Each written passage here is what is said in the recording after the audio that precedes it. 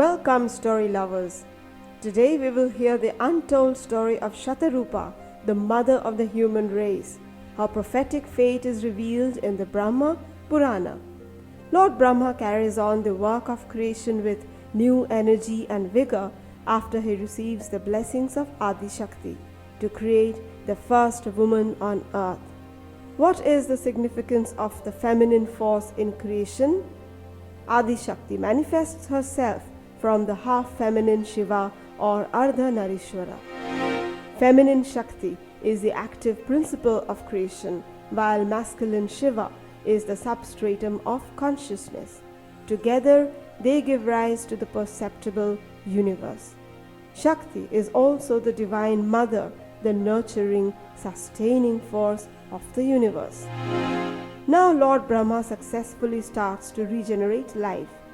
With the first pair of woman and man on earth, Brahmi and Manu. Brahmi carries the sacred energy of Adi Shakti. She is endowed with the qualities of the Divine Mother and can nurture her daughters, sons, and the human race to come. Lord Brahma is initially enraptured by her pure and divine beauty. He fills his eyes with her gentle aura. Brahmi is the mother of the human race, the essential nurturer. Wisdom and compassion pour from her eyes like nectar. Her presence fills even Lord Brahma with tranquility. He bows to her universal purpose and gives her the blessings to nurture the earth with her love. The future of the earth would have always been safe and beautiful if the mother had ruled, but alas, it is not to be. Rishi Raj Narada's curse changes the course of humanity from the very start. Narada had prophesied that Lord Brahma will have uncontrolled desire for a forbidden goal. Lord Brahma gives in to his fate. His primal masculine power rises up now like a serpent waking from its sleep. The Creator loses control over his eyes and what they see. His accursed eyes start to peel away Brahmi's virtues one by one. Her patience, her love, her power, her wisdom, they all begin to fall away in Brahma's rapacious gaze. His eyes reduce her beauty to the barest physical self.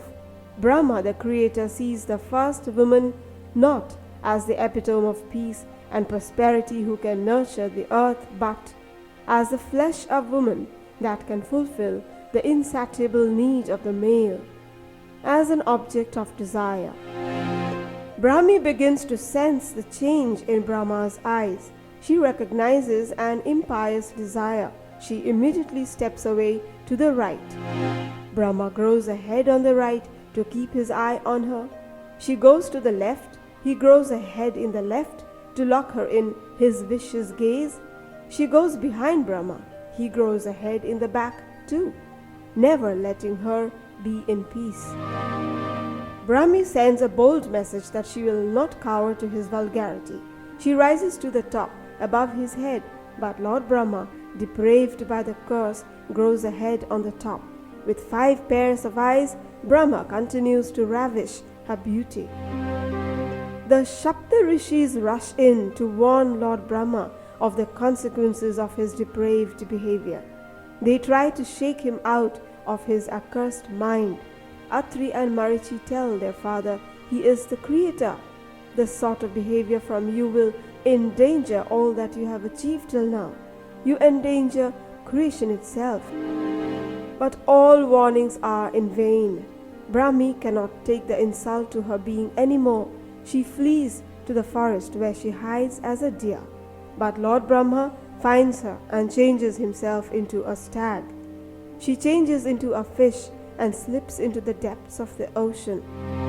But she still finds him next to her as the male fish. Determined to shake him off, Brahmi takes the form of 100 different animals. But Brahma always finds her and pursues her as a male counterpart.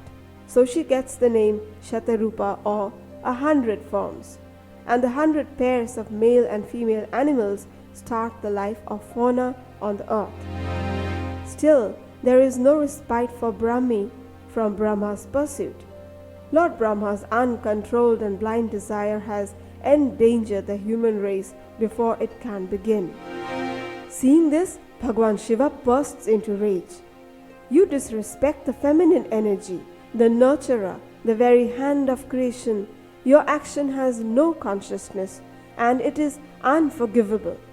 Saying this, Shiva strikes Brahma with a violent blow and severs one of Brahma's 5 heads. Lord Brahma comes to his senses, but it is too late. He begs forgiveness of Bhagwan Shiva and falls on his knees. Shiva tells Lord Brahma, "From now on, you shall repent for your actions by reciting the Vedas with your 4 mouths." Only then Bhagwan Shiva calms down and he retreats. But what is this? The head of Brahma, which Shiva had severed with a blow, now sticks to his hand. Bhagwan Shiva tries to shake it off with force, but it is of no use. The head remains firmly stuck.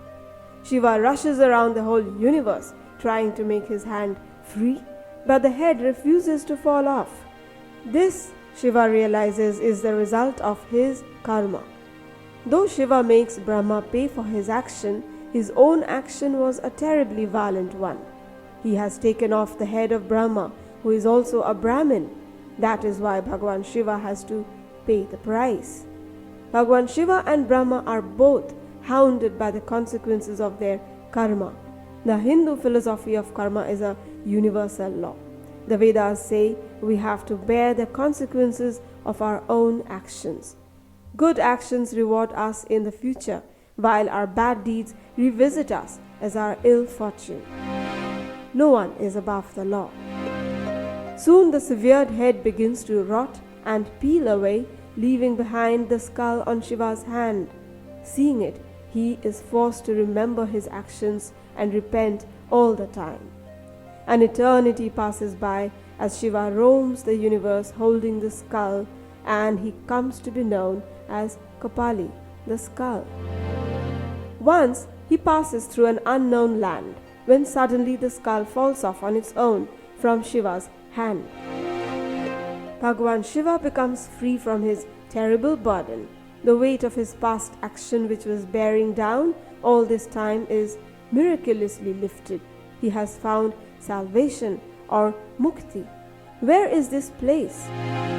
Bhagwan Shiva recognizes the land. It is the holy city of Kashi or Varanasi, where even the greatest blemish on the soul is washed away and the soul emerges pure and free. Anyone who comes to Kashi or Varanasi is freed from all sins.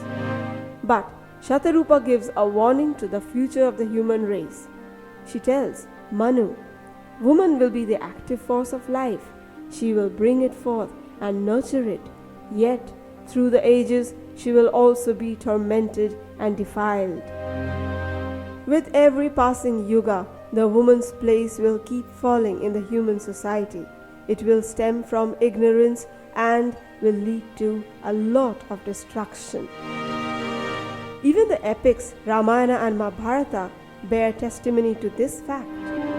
In Treta Yuga, Ravana carries away Sita and makes her stay against her will.